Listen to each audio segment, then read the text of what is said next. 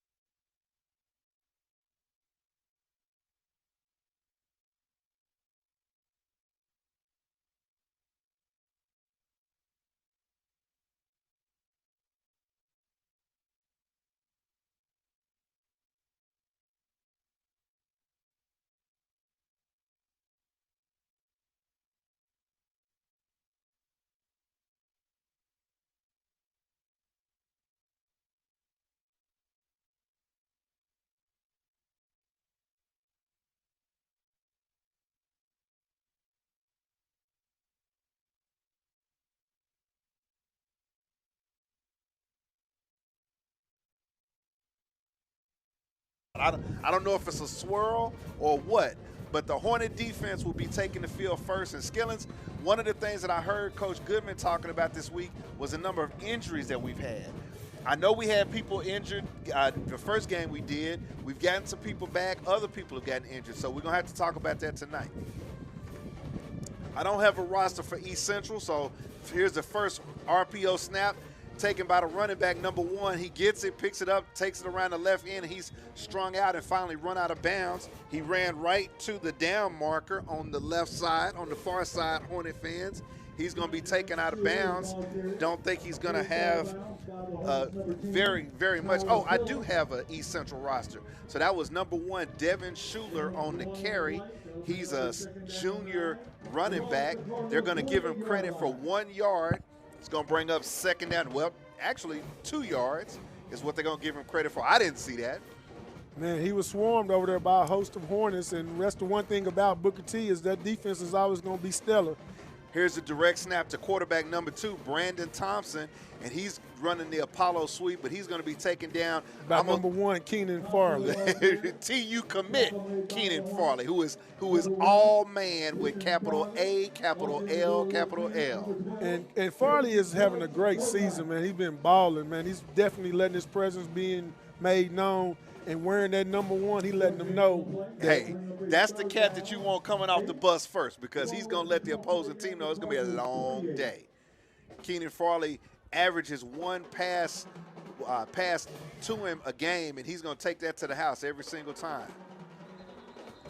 We're going to have a legal procedure penalty here for the Cardinals coming up 3rd and 8 on their 28-yard line. The quarterback keeper by number 2, Brandon Thompson, was for no game, and he was strung out and run out of bounds by the Hornets. So with this being backed up, it's going to bring up 3rd down and 13 for the East Central Cardinals. We're in the first quarter, Hornet fans. It's your Booker T. Washington Hornets versus the East Central Cardinals.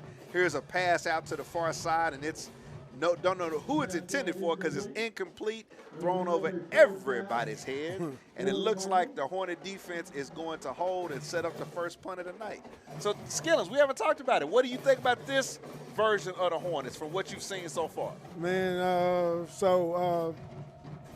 my assessment of it is defense is up to par. Offense, we got to clean up some things. You know, we haven't put together those sustainable drives that you need to be doing around week 5, week 6 so that you can get over the hump to get ready to start making your run for the playoffs and letting people know your identity. So if we can come out here tonight and clean some things up, I think we're going to be on our way to a lot of success as we relate to the second half of the season. Short punt by East Central. The Hornets are going to let it go, and we're going to have our first possession of the night in East Central territory. And one thing I will say about our offense is looks like, you know, we're small in the backfield and we rotate 3 backs, which is a good change of pace. But it looks like here lately we've been trying to go to the air and we've been successful. So I'm going to be interested to see if we can mix it up and balance it up a little bit and be a lot cleaner on offense. So at the helm for the Hornets, looks like we got a backup quarterback in the game, Leon. Micah Washington takes the first RPO carry, and he comes to the near side, gets to the sideline, and he's going to have a big gain on the play. At quarterback tonight for the Hornets is number 11, Max Houston. So Levi Brooks, the 3-year starter for the 4-year starter for the Hornets, is not starting at quarterback tonight. I'll try to get some information about that. I do not see Levi Brooks even on the sidelines just yet, Leon. Yeah, I'm trying to scan now, and I don't see him down there, even in street clothes or what, so I don't know what that's all about. As I was saying before, one of the things that Coach Goodman is this long run by Michael Washington is going to be brought back. Looked like there was a hold on the play, so it's going to back the Hornets up. It's going to be 1st down and 13. Replaying 1st down. Here's another inside give to Michael Washington, who's breaking it here to the near side. He's corralled and finally thrown down by number 3 for the Cardinals. On the tackle is number 3, Amarion Herring, a defensive back, a sophomore defensive back. This is my first time seeing Max Houston playing quarterback for the Hornets. So Hornet fans, we're all going to get ourselves broke in tonight and see what he's looking like. Brings up 2nd and 1 from the 33. He fakes it. Going to throw a quick pass. Is almost intercepted. He didn't have his eyes at the right spot on that one, Leon. Looked like he just wanted to get rid of it. Yeah, to me, it looked like he was playing hot potato right there. You know what I mean? Because yes. I don't even get if he even made his read right there. He just wanted to get the ball out of his hand and almost made a detrimental mistake with that. So, you know, that's what happens when you get the backup guy and the guy who hadn't had much game experience in. So hopefully he can get better as the game go by. Because if the big guy catches it, he's still running. Here's an inside give to Michael Washington, and he gets forward just a little bit. Looks like he's going to have enough for a 1st down. That's going to be the first down for the Hornets. Here, 9 minutes and 15 seconds left in the first quarter. Quick tempo. Once again, a give in the middle to Michael Washington, and we're getting a good push in that offensive line, Leon. Michael Washington is having some space to run.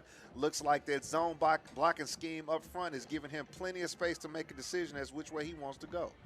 I'm impressed with Washington's ability to get downhill. The only concern I have with him as the game go on when they start trying to get those tough yards is the size that he gives up. Houston rolling to his right, kind of short guns it, but he's got a man wide open. McClellan. That's Keaton McClellan, Hornet fans. Touchdown, Hornets. Caden McClellan, Caden McClellan on a 33-yard touchdown pass from number 11, Max Houston. Touchdown, Hornets. Somebody strike up the band. I'm a little slow, folks. I haven't said it in a while, and we've been on the road. It feels good to come back and say somebody crank up the band. Yeah. The throwing motion for Houston, Leon, he kind of short arms it. It's a little weird to me because he doesn't really wind up when he throws it. Yeah, his mechanics is a little bit different, but he got it done right there. Opening drive, backup quarterback at home, playoff game. Hey, that's a great start for the Hornets. He put the ball right on McClellan, and all McClellan had to do was face his number up to the quarterback, and he had 6, which he did. So, Hornet fans, we come into this game, as I said before, this is week 7. The Hornets have a 4-2 record. They are 2-1 in district play. They're currently tied with McAllister, Shawnee, and Durant. We've played Durant. We played Durant for homecoming and won that game. We've lost to Shawnee, so we've got kind of a jumbled mess at the top of the District 5A3 standings. East Central comes into the game, coached by former Hornet coach Antoine Jimerson, 0-5 on the season. They have not won a game. Yeah. And that's tough for Antoine. Like I said, he comes from winning. You know, he was the Hornet coach for double-digit years, and now I know that has to be mentally draining to not get a W. In 6 weeks. Goes into the end zone for the touchback. So number 15 for the Hornets, Dylan Carpenter was the kicker. He kicked off and is going to have a touchback. He's going to start the East Central Cardinals from their second possession of the night from the 25-yard line. And the East Central Cardinals, I don't have a lot of information about the team. This is Coach Jimerson's first year, I do believe, over there in this stint.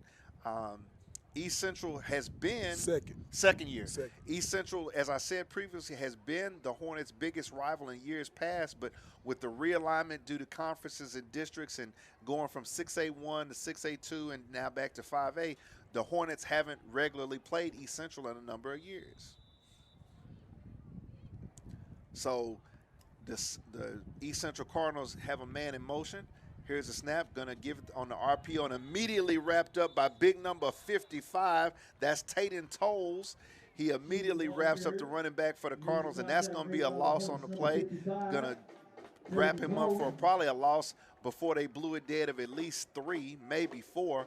That's good penetration right there by Mr. Tolles. Man, so when you were going out of town, his nickname is Mr. Tolles is taking a toll on everybody. So he's been representing, and I promise you, that young man. For whom the bell tolls. Man, yeah, he's bringing. I like that. I like that. Going to be 2nd down and 13 for the Cardinals, backing themselves up. Quarterback keeper, he's going to try to run it over the right side here towards us, but he's immediately hit. Multiple Hornets in on the play. I see number 52, Chase Robinson, in there, wrapping the East Central quarterback up. No gain on the play. As we've seen so far, Leon, it doesn't appear that East Central has much of a passing game. They haven't tried to throw anything. Man, they don't look like they have much of an offense. I mean, right now, they still haven't even figured out what they want to do right now. It just doesn't look clear and concise just yet. Quarterback draws back, but it's really a design run. He tries to go over the left side, and he broke the immediate amount of pass rush, but he's not going to make it back to the original line of scrimmage. So that's going to bring up 4th down and 11 for the Cardinals, and they've already got the punting unit coming out. Davion Durham is going to be back for the Hornets. And Durham I think he ran one back the last game, so yes, he's a dangerous returner and a great athlete as well. Absolutely. That's another young man that has multiple collegiate offers. They get the punt off. It's another short punt, but Davion's going to be able to catch it on the run. He's got an alley down the left side. He's inside. We got a the hanky 10. down. Touchdown Hornets, but we do have a flag on the play. Coming back for a block in the back. We're waiting for the white hat, Hornet fans.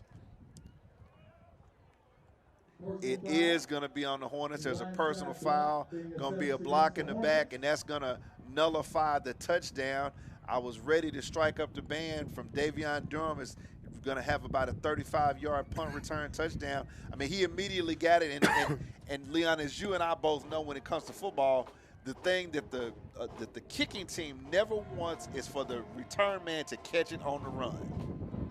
You definitely don't want that. Because, you know, that's what Deion Sanders was so good at. If you know the great ones, when that ball touch their hand, they ain't thinking what to do with it. They catch and they go. run. And they go. That's what separates the great ones. Devin Hester was another one. Absolutely. Catch and run. Ain't none of that thinking. Absolutely. And I'll go back even further. Terry Metcalf. Yes, sir. So the Hornets on their second possession of the night. Once again inside East Central territory. Quarterback looks right, doesn't have anything, and he's going to be swarmed under by Cardinals. Number 9 is on the tackle for East Central. That's Kyron Morgan. He's a junior. Kyron Morgan and number 56, who is Carshawn Turner. They both come in and they make the sack on the play. So that's going to back the Hornets up. Looks like it's going to be a loss of 11. Going to bring up second down and 21. Quarterback Houston didn't have any time that time, Leon. None whatsoever. Bobbles the snap, looks to run to his right, but now coming back to his left. Splits one man, but he's going to be wrapped up and taken down by two-way player number 2, Brandon Thompson. And right now, I'm not sure. Max Houston is a little bit unsure of himself, Leon. Yeah, I was going to speak to that. That's what you get to when you so used to having Levi Brooks. What is he, a 3-year starter? 4-year starter. 4-year starter. We've called all of his games his whole career. So that's a huge void when your starter is gone for whatever reason. We don't know yet, Hornet fans. But this guy right now is getting game experience as he go, and he's uncomfortable right now. Jemison knows that, and he's going to make it uncomfortable. Jemison is a defensive guy. So the officials blow this play dead. Looks like there's going to be a timeout taken by East Central. And let's talk about that, Leon. Antoine Jefferson, a defensive guy, basically cut his teeth out in Jinx before he came over to Booker T and was here for a number of years. Was he a defensive back coach? Was that his specialty? No, he was linebackers. Linebackers, okay. So Antoine, your son played for Antoine, correct? Yeah. So Antoine, defensive guy, and Nate Goodman, his background is what? On which side of the ball? Offense. All right, so you got a defensive coach on one side of the field, an offensive coach on the other side of the field. I'm going to always side with the offensive guy. That's just how I am. You know, Nate Goodman has assembled a very good staff here at Booker T. I've gone through the rundown on them, and we're going to go through the rundown of our sponsors here pretty soon. But the chess match, Leon, you know, you say the quarterback, a backup quarterback looks a little unsure. Do you bring extra blitzers? You want to make him uncomfortable the whole night until he grows up and show you that he can carry the load. So, yeah, defensive coordinators want to make them young guys uncomfortable out the gate. East Central playing 2 high safeties. Hornets on a 3-by-1 formation, 3 to the wide side with Micah Sweetfeet Washington in the backfield with Mr. Houston. Here to the near side, we have number 1. That's Keenan Farley, the TU commit. Taking a lot of time to play clock down to 2. Down to 1, they just get it off. Houston looking to his right. Now he's going to step up and run. Doesn't give a chance for anything to happen, but he's going to try to run for it. And on 3rd down and 19, he picked up a good chunk of yardage, but it's still going to bring up a 4th down for the Hornets. So that possession, Leon, looked just a little bit disheveled by the Hornets. Yeah. Going to bring up 4th down and 12, and Nate Goodman is leaving his offense on the field, Hornet fans, with 5 minutes and 2 seconds left here in the first quarter. Hornets are going to go for it. Let's see if Houston is able to push something downfield this time. Looks into the middle of the field, and he has Michael. No, that's once again McClellan, who makes the catch in traffic. He's taken down by several Cardinals, but that catch is going to be good enough for a Hornet first down. And that was 4th and forever, too. Exactly. The percentages on picking that up are very low. Right now, Mr. McClellan seems to be Mr. Houston's favorite target. Once again, the refs are stopping play.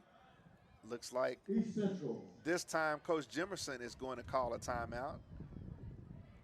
So while we have a moment, Hornet fans, let's talk about some of our sponsors for Hornet Football 2025. We want to say hello and introduce you to Friendship Church. Friendship Church is growing friends into family through faith. Located at 1709 North Madison Avenue in Tulsa. Give them a call for service times at 918-582-4491. If you need good food, give a call to Coming Up Right LLC, Mr. Sean Berry. You can reach him at 918-505-8826. And finally, for your building needs, locate, call, find them, M&M Lumber Company, locally owned and operated in Tulsa, Oklahoma. Their hours are Monday through Friday, 7 a.m. to 5, and Saturday, 7:30 a.m. to noon. They're at 4711 South Mingo, and you can call them at 918-627-1926. These are some of our sponsors for Hornet Football 2025.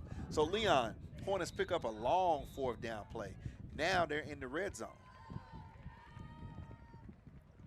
Once again, Houston looking, nobody in the middle of the field, rolling to his left. He kind of throws it over and gets it once again to McClellan, who spins inside the 5-yard line.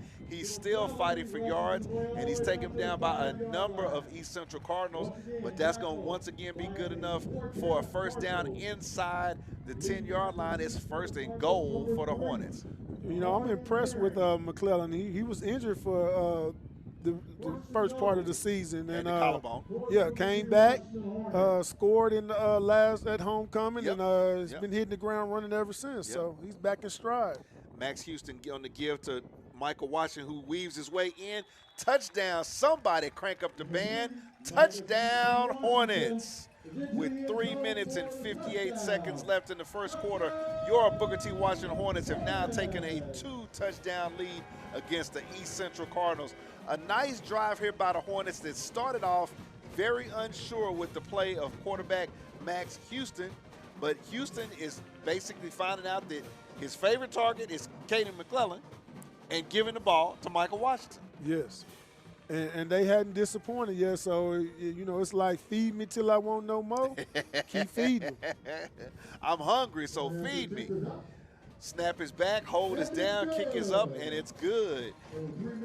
And the Hornets are now up 14-0 on the East Central Cardinals. I'm a little surprised, Leon, that East Central has not won a game this season. We're talking about a very prideful program. A new program with Coach Jimerson, so he's kind of starting over and getting his coffers going. I don't see a large squad for East Central right now. We do live in an era of transfers, and so it's going to take Coach Jimerson some time, I would have to say now, to build a program back up, Leon. You know, you made a good point. I call it the NIL of high school now. You know, with the way college football has changed the landscape, it's trickled down to the high school level. Absolutely. Where kids now got choices, and, you know, coaches are not being able to hide behind the players anymore. You know, the players get to decide on what they want and who they want to play for. So the Hornets so far up 14-0 with 3:58 left in the first quarter, are doing a great job. Hornets 2 drives, 2 touchdowns, both with lots of passing yards to Caden McClellan. Here's a return by number 5 for East Central, who gets into the middle of the field and then cuts it to the far side. He's going to be taken out. A good return, going to be taken out of bounds past the 30-yard line. So the Cardinals are going to have their third possession of the evening, and we're going to see if they can get themselves uncorked and on track. You know, you can't coach speed, and you just saw right then and there the returner for East Central going against that speed of the Hornets didn't get a chance to turn those shoulders, and if you don't get them shoulders turned, them guys are going to cut that real estate out, and speed kills, and the Hornets cut that out real quick. Side to side, it's not north to south. Yes, sir. And guess what? It's only 52 going left and right. Yes, sir. When you got it's somewhere around 100 going north and south. So the Hornet defense, which has been efficient, especially up front tonight, which has made it definitely difficult on the Cardinals. Here's another inside give. Ball's on the ground. It's going to be picked up and recovered by the Hornets. The Hornets are going to take possession. That looks like number 21, Mr. Cheerio. Cheerio on the recovery. That's another senior. The Hornets, I believe, have 17 seniors. So the next time we broadcast will be senior night, and we'll be talking about 17 young men for these Hornets that are about to enter alumni status as no longer being members of the program. But 17 seniors, that's a big senior class. And that's a big hit, too, for any program to lose that type of leadership, especially at that number. A lot of production. I mean, not just the leadership. Let's talk about production. Yeah. So the Hornets are going to have their third possession of the night. That's East Central's first turnover. And that's one of the things that an 0-5 team will do to be 0-6 is turn the football over. It looked like the snap, the exchange between the quarterback and the center never got off to the right spot. Here's a quick pass from Houston to Keenan Farley, and he's definitely trying to go. Here's a hurdle inside the 5, trying to fight his way, taken out at about the 1-yard line. Anthony Chaplin on the tackle, but let me tell you something. Keenan Farley is the real deal with the ball in his hands. And didn't you say he a TU commit? A TU commit. So when I was walking in the press box, Nitrate Lane was teasing me, and his coach is over there, so they got their eyes on their product, and right now he hadn't disappointed. So, I mean, TU's going to get a heck of an athlete. Here's a quarterback keeper by Houston, and he breaks the goal line. Touchdown, Hornets. Somebody strike up the band. 3 possessions, 3 touchdowns for the Hornets. But the big play on that drive was the pitch and catch on the lateral to Keenan Farley, the TU commit. And here's the thing. He's a TU commit as a defensive back.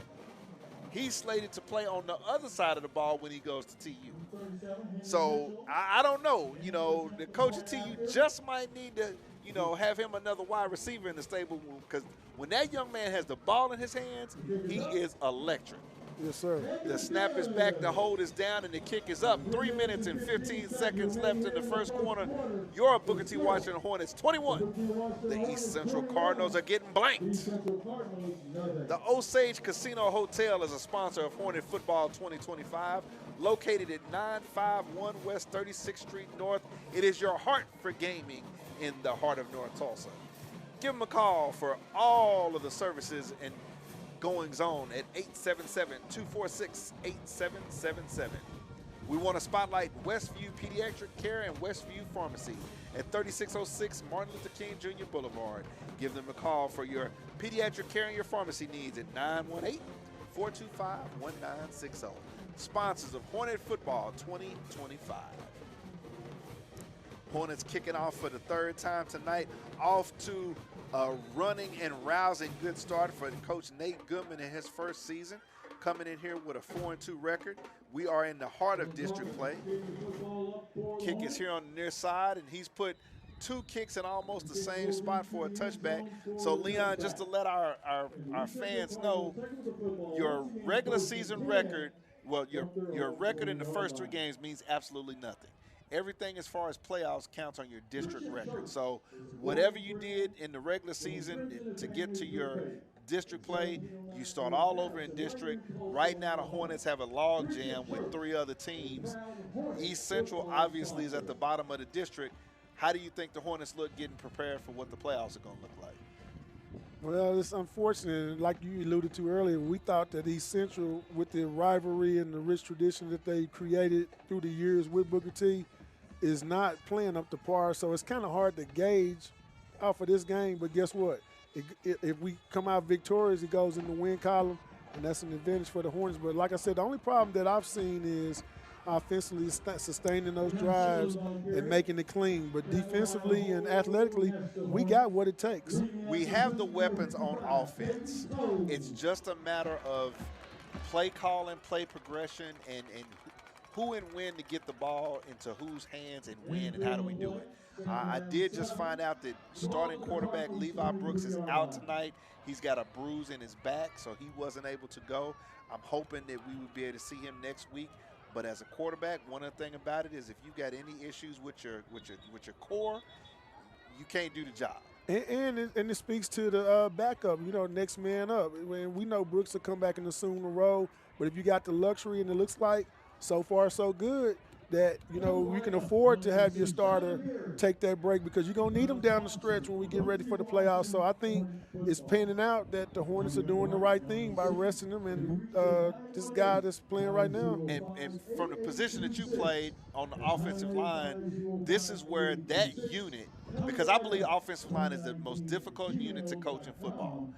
The offensive line really has to be solid to, number one, protect a new quarterback, but most importantly, give lanes to run the ball. Because the best thing for a backup quarterback is not his receivers. It's being able to get that ball out of his hands to a running back.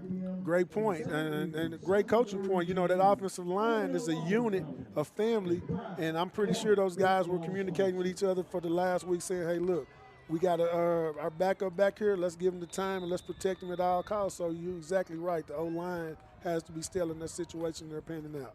2nd and 7 for the Cardinals on the 23-yard line. Here's an inside give. He's stopped and swarmed immediately by a host of Hornets. Number 12 on the tackle. That's Caden Bugs Boatwright. He's in on the tackle with several other Hornets. Once again, the Cardinals, if I was tracking numbers of yards gained, it's going to be very little and slim to none. It might be negative.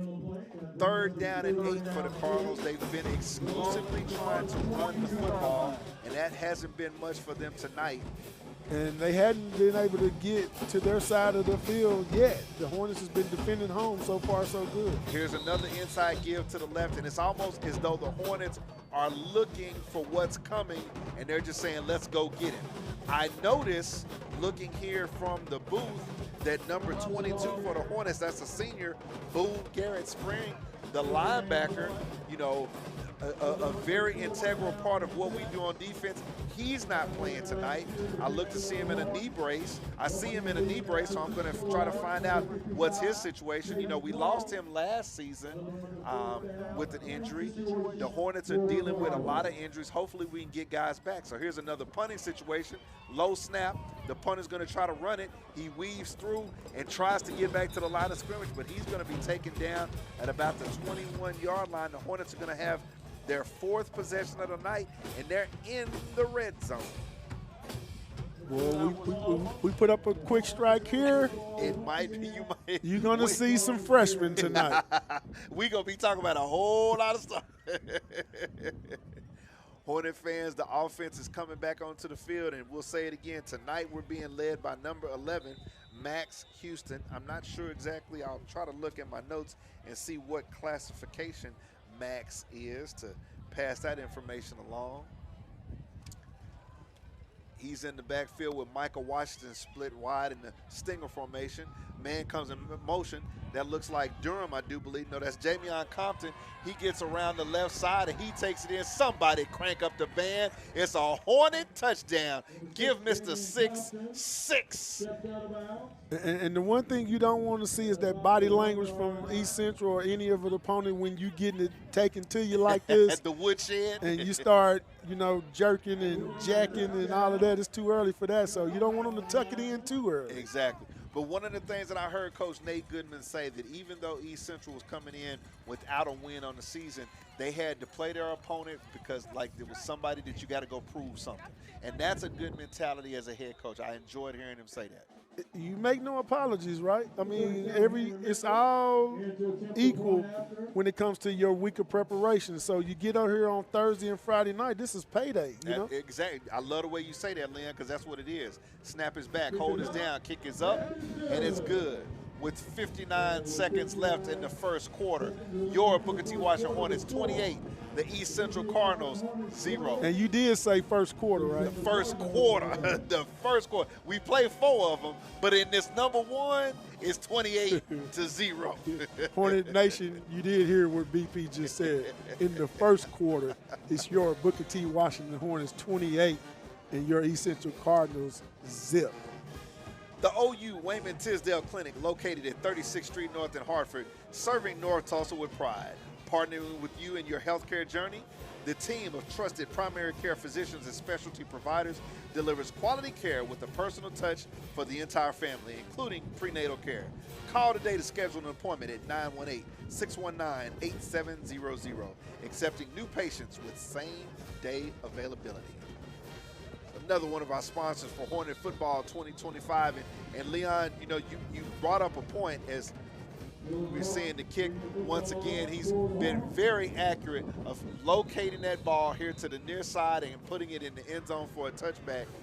But it's something that any team needs to get used to, basically imposing their will on their opponent. and you talk about their shoulder shrug, that body language, things of that nature. This team, this Hornet team is what I'm talking about. We got to get that swagger of basically putting somebody out to Come pasture. on, man. Come on, man. I mean, that's one of the things that we hold true to, isn't it? Is that swag, especially at the Hive. You know, giving somebody a good old-fashioned beatdown does a lot for your team going forward, because there's going to be those moments where you may doubt what we're all about. But ain't nothing to it but to do it. And BP, you remember when we was out there and we get them kind of score, we like, Coach, we going to try to put 70 on them, 80, 90, you know. Hush up and go sit down somewhere. Yeah. Go get some water. Okay. So the Cardinals here on their fifth possession of the night, excuse me. Last time they fumbled the ball. Here's an end around by number 5 there to the near side, and he's going to be corralled immediately and taken down on the far side. Looking to see who made the tackle on that particular play coming up from the secondary. And I do believe is that Mr. Farley over there? No, that's number 21. That's Cheerio Pari. Mr. Pari coming from his defensive end position. You know, the thing about Cheerio can run.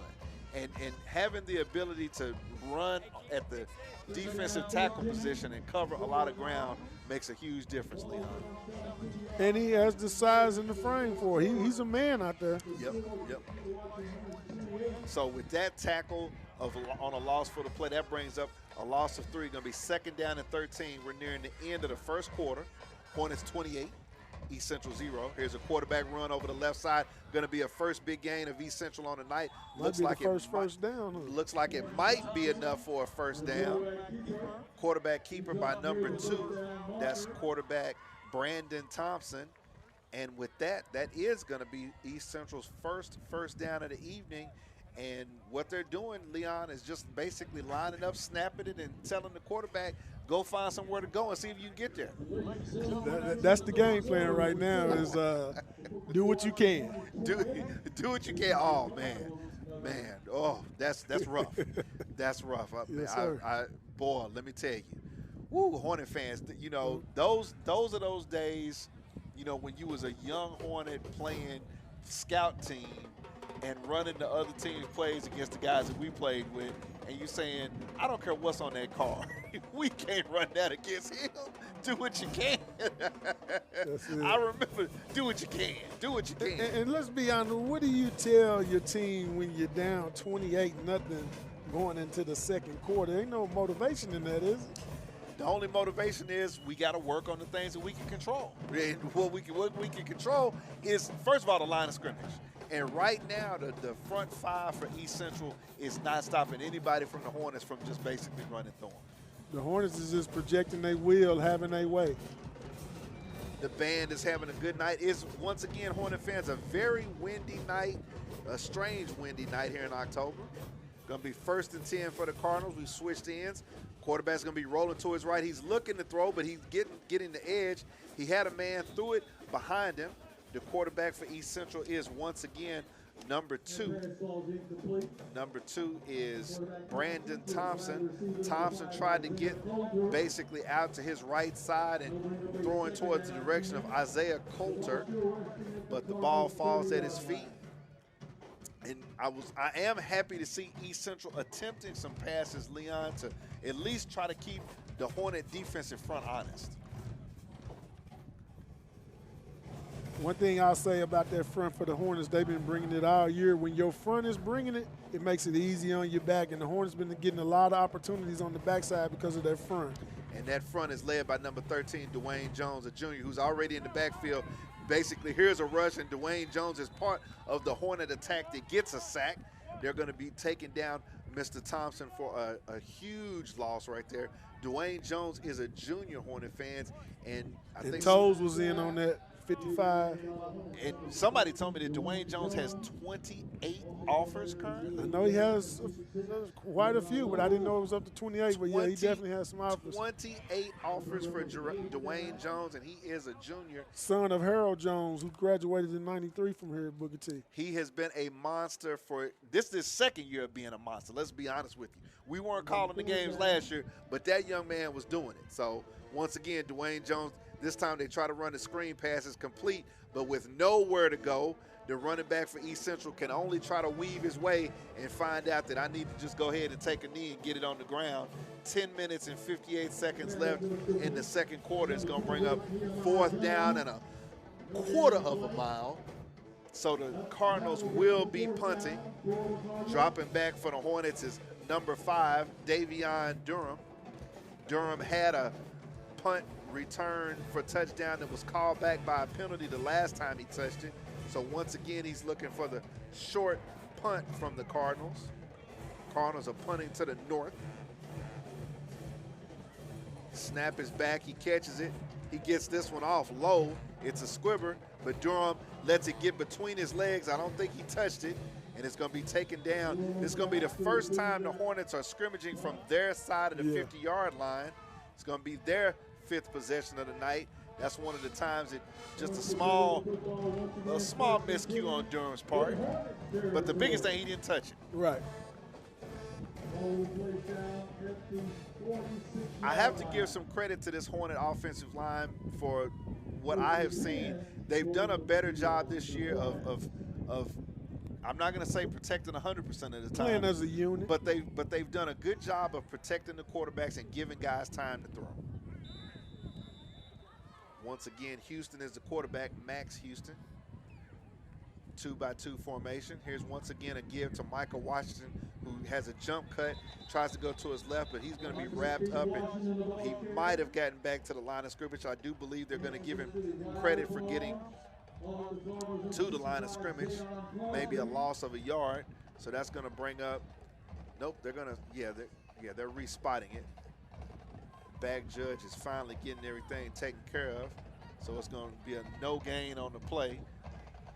Going to bring up 2nd and 10, 2-by-2 formation. Houston looking right, now looking left, rolling left.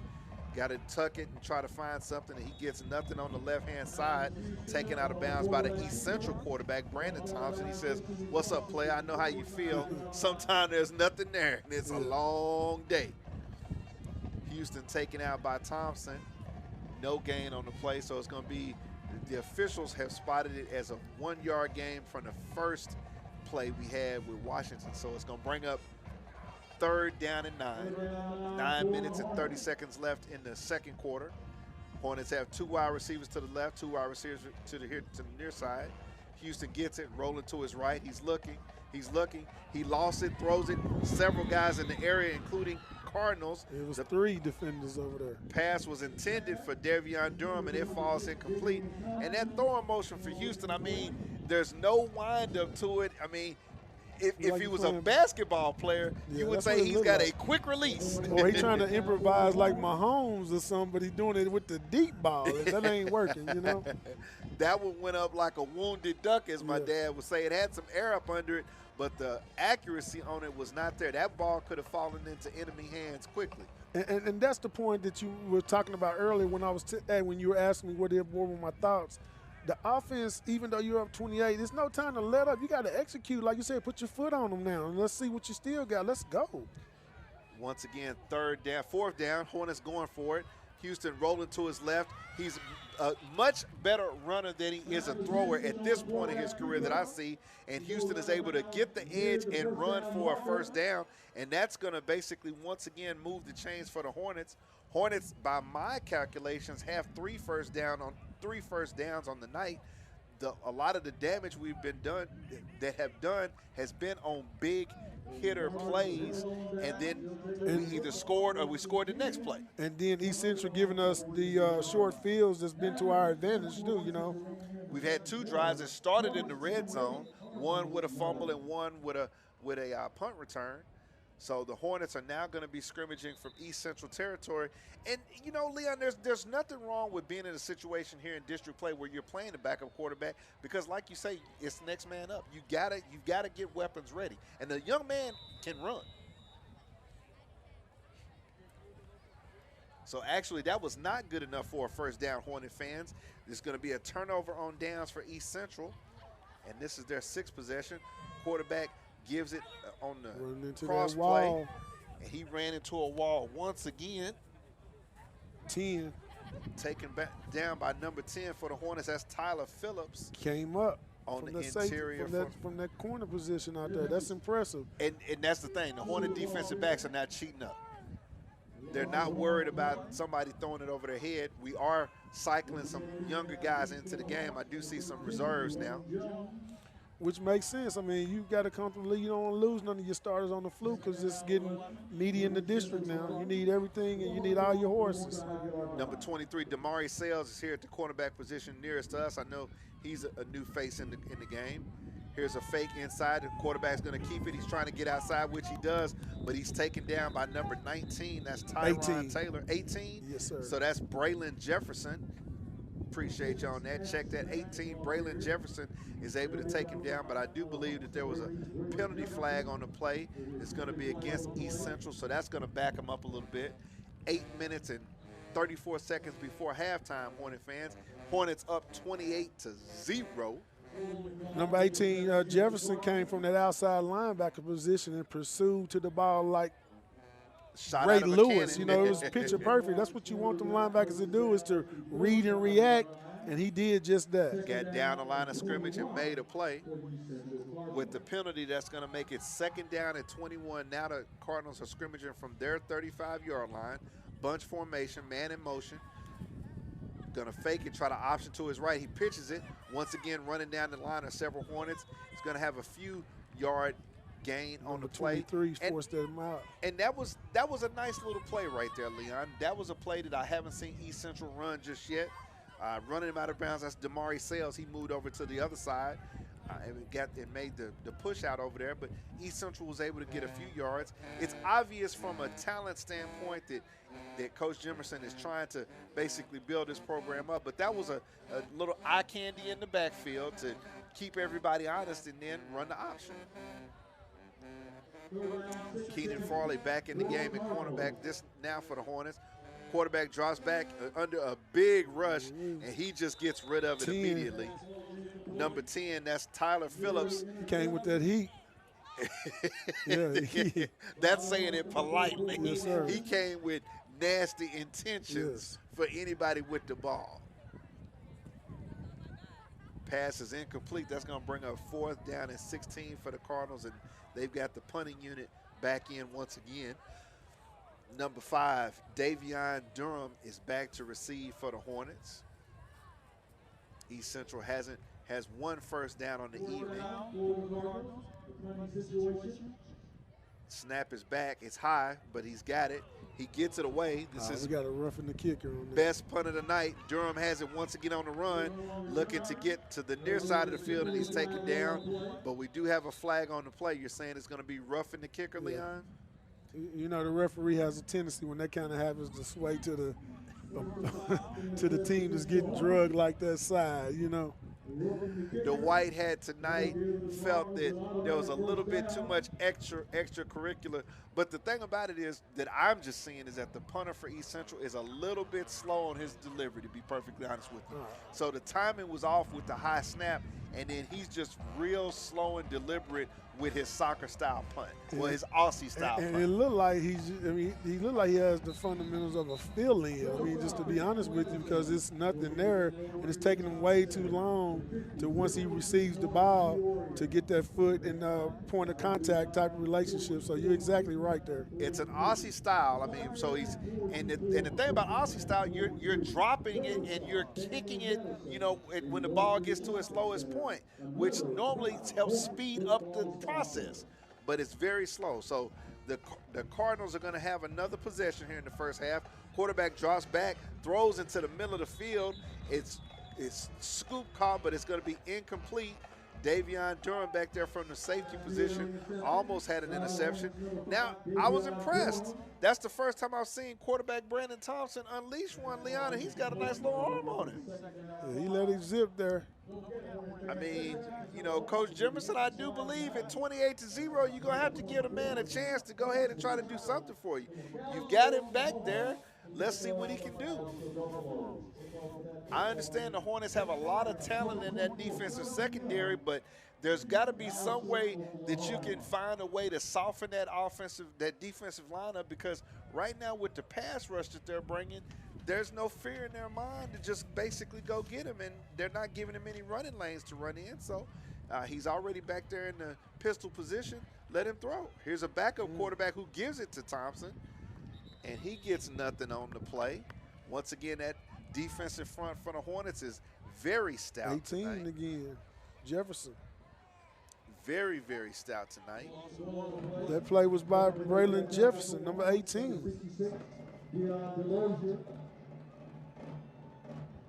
Bring up a third down, 11. The ball in Hornets territory. Going to be third down and 11 from the Hornet 46. This is the second time the Cardinals have broken into Hornet territory. Thompson once again back. Nope, not. This is number 6 for the Cardinals, and he runs the sweep to the right-hand side, and he's taken down.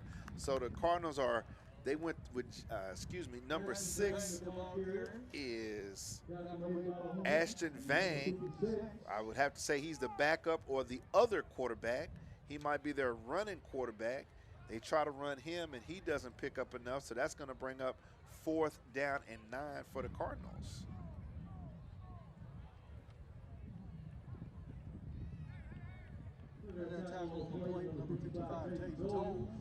For whom the bell tolls on the tackle on that play.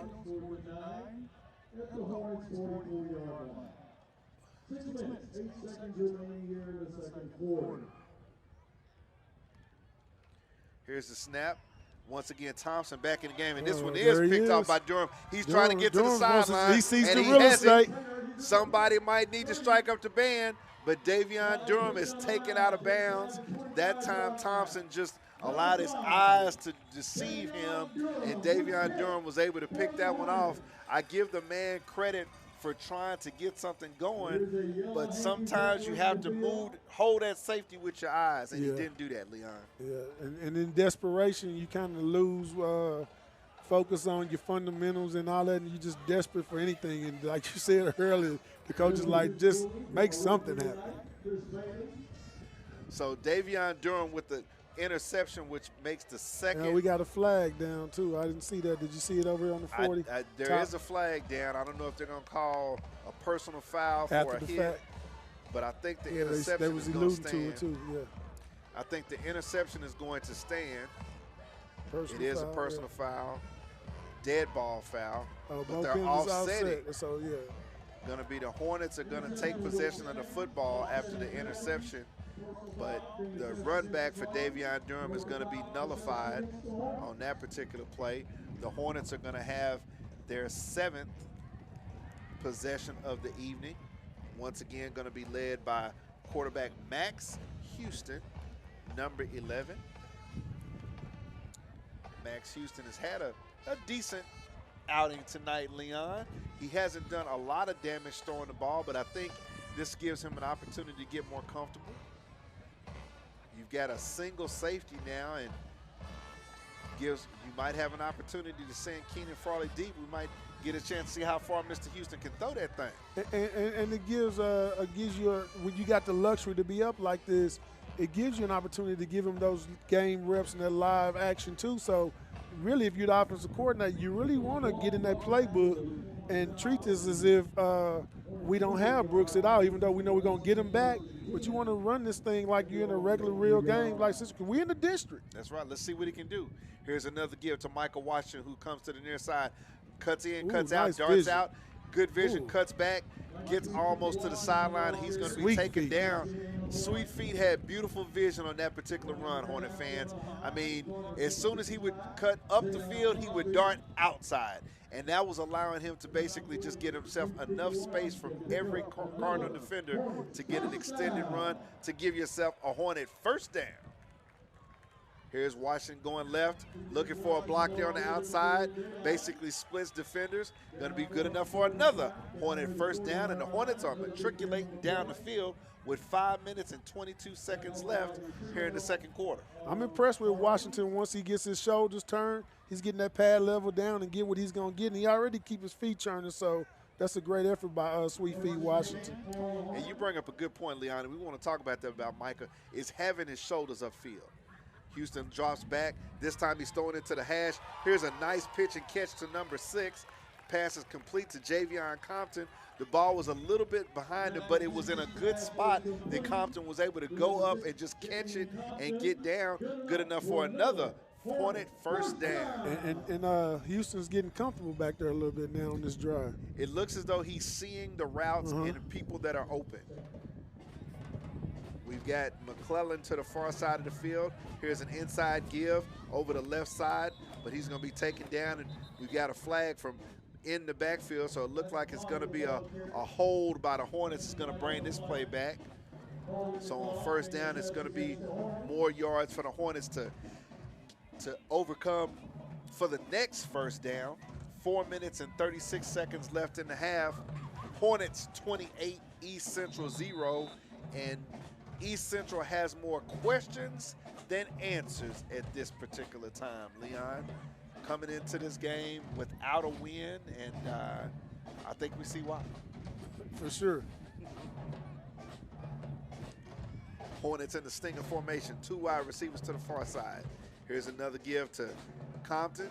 He's tripped up and falls down, but he gets a few yards. That's McKalen Collier, backup running back for the Hornets, spelling Micah Washington just a little bit. Collier just got tripped up. May have had a crease over there on the left side. Clock running with 3 minutes and 50 seconds left in the half. Houston gets the snap, looking left. Now he's going to run to his left. Got a seam over there with the man coverage, and he's able to get across the 20-yard line and tiptoe out of bounds. Good pickup on the play. Now Houston will tuck it and run with the quickness, Leon. And you said it. I mean, I was listening to the kids talk about him, you know, in discussions, and they told me that he was a good runner.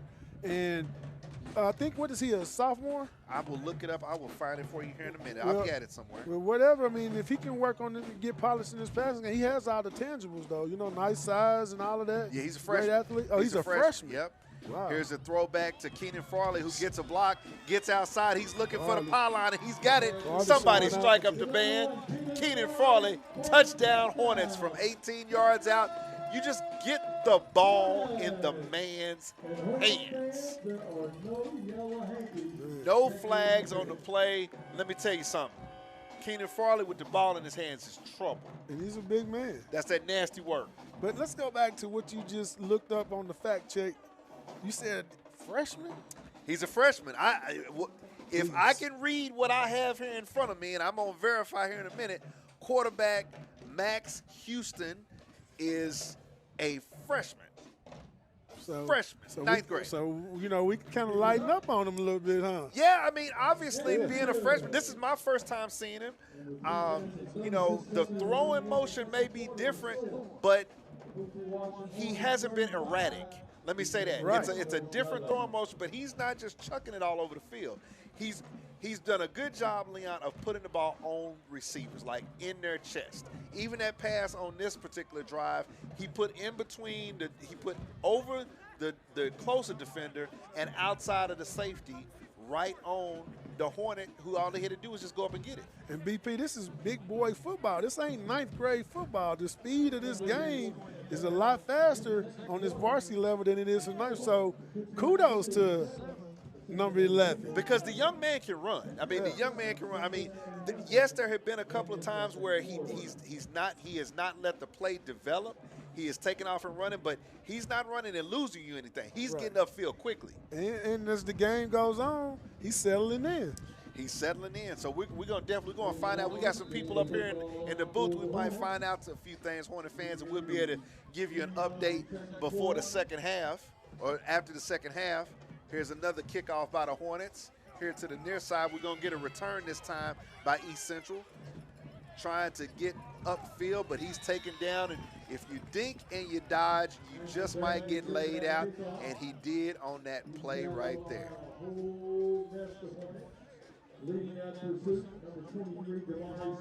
So East Central has had multiple possessions. This is their 8th possession of the first half. Limited yards that they've had, Leon, haven't been able to get much going. We've noted that. we did see on that particular drive East Central trying to throw the ball a little bit, and that got him into trouble by getting the interception. I'd still say I'd let young Thompson go ahead and try to throw it a little bit. I mean, you're down 35-0. It's getting to be an epidemic, not academic. It's going to be an epidemic of Hornet scores. And you're right. I mean, again, this is unfortunately we didn't think it was going to be like this, but yeah, you got to let him throw the ball too. It's live action, so let's see what he got. Yep. Here's the backup quarterback, Vang, for the Cardinals. He's trying to run it a little bit, and it's obvious that East Central values Thompson because he does look like a good athlete. So a couple of times that Vang has been the quarterback, Thompson has been the running back. He's a good-looking athlete and able to run it a little bit, but looks like Thompson is back in the game. We're going to see if it's Thompson or Vang, one of the two.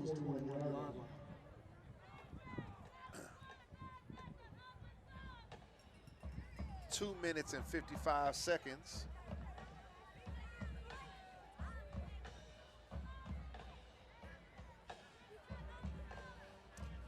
Left in the half. Thompson back at quarterback.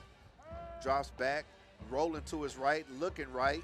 He unleashes it, and he has nobody over there, so that pass is going to fall incomplete. Going to bring up 3rd down for the Cardinals. Hornets are cycling several players into the game, up 35-0. And, you know, this is one of those things, Leon, like you brought up, in district play, to be able to play a lot of guys in a district game and get guys reps and get guys minutes, that is also valuable. It may not do anything for this team this season, but to get backups reps in a district game is important going forward. And it give you that 2 deep too that you alluded to help. Like if somebody gets hurt, these guys are getting some game experience.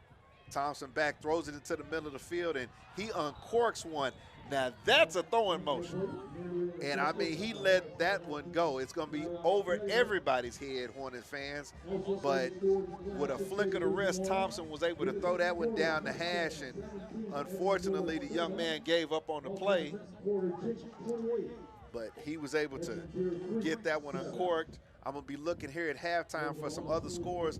We are on fall break, Hornet fans, so the students are out of school currently. And that's one of the reasons that we have this Thursday night game.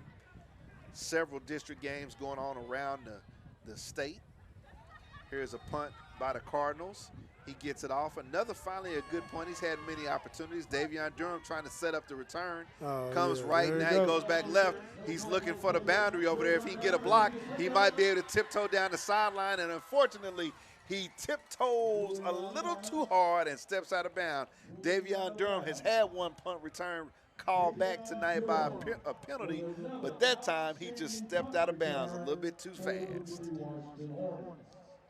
The young man is quick. Yeah, and he knows what to do with that ball when he got it. Gonna have halftime. The band is in the north end of the stadium here at S.E. Williams, getting ready for this halftime performance.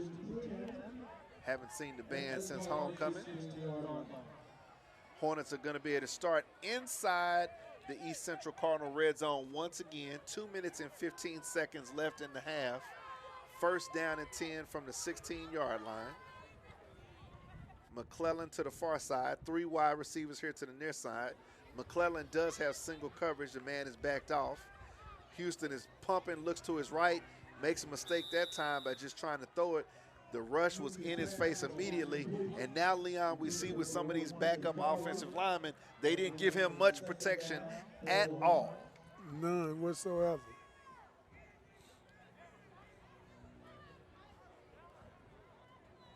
And Houston has to understand to go ahead and hold the ball and, you know, go ahead and go down, you know, live to play another play.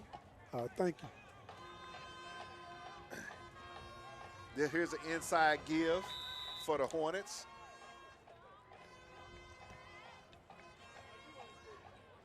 Inside give for the Hornets. for a short game, but it's going to bring up 3rd down and 10. Hornets are getting a little bit conservative. We got 1 minute and 52 seconds left in the half. And Leon, I mean, hey, I'm going to go ahead and punch it in. I see no reason to start waving the white flag. Do you see time on the clock? I see time on the clock. Then we got to execute. And we got to put the ball in the end zone. 35-0 for the Hornets, and the Hornets are threatening again. 3rd down and 10. On this particular drive, we haven't gained a yard. Still on the 16-yard line. There he is. Houston Touchdown. is going That's to the end zone, and he hits on the flag. I believe that's Keenan Farley. Yeah. I believe that's Keenan Farley. The motion may be different, Hornet fans, but touchdown Hornets, Houston to Farley. And Houston again, 9th grader? Ninth grader, he put that ball in. Excuse me, so we had that wrong? Oh. Houston, we had it wrong. Houston is a junior, Hornet fans. I see 9th on here, but I was wrong. So Max Houston is a junior, throwing a pass to Keenan Farley, the TU commit. Snap is down. The timing was off, and that one is going to be the first miscue by special teams tonight. So it's going to bring up 41-0. Your Hornets with 1 minute and 26 seconds left. 26 seconds remaining in the second quarter. The score. You're watching Hornets 41. Central Cardinals nothing. So Hornet fans, with the missed extra point, as I said before, it's going to be 41-0 Hornets. I'm going to let you interview him. I'm going to go take this lead.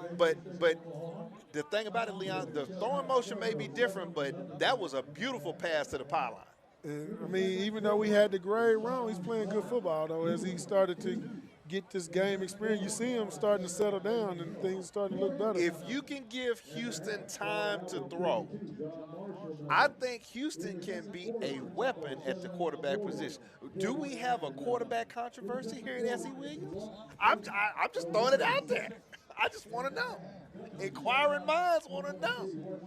Well, you know, I was always told you never lose your job to an injury. It's what you do when you come back from the injury, right? It's what you do when you come back. Once again, the Hornets are able to kick this one. This one is inside the field of play. The Cardinals are able to get a return, and he's ran out inside the 30-yard line. East Central's had multiple possessions tonight, and that's one of the reasons that both teams have had so many possessions and East Central just hasn't been able to do much with the ball.